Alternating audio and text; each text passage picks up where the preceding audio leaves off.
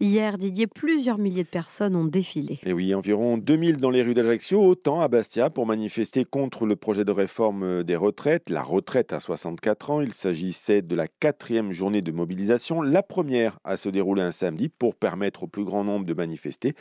Alors si le bilan est moins important que lors de la première manifestation du 19 janvier dernier, qui avait rencontré, on s'en souvient, un vif succès, eh bien les Ajacciens ont continué de battre le pavé pour protester contre cette retraite à 64 ans. Reportage dans le cortège ajaccien de Laurent Diffraille. Sur le cours Napoléon, Linda et Carole donnent de la voix. Les deux accompagnantes médicales manifestent pour plusieurs raisons. Je pense à tous les soignants, à nous qui sommes dans les lycées. C'est pas physique, mais c'est mental.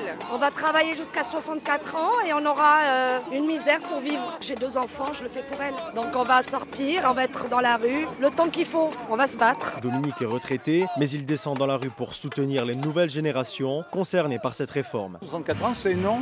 Parce que 64 ans, pour les métiers qui sont pénibles, il faut qu'ils puissent partir plus tôt d'une part. Et pour les jeunes qui rentrent tard dans la vie active, 64 ans, ça va les mener où? À 67, 68?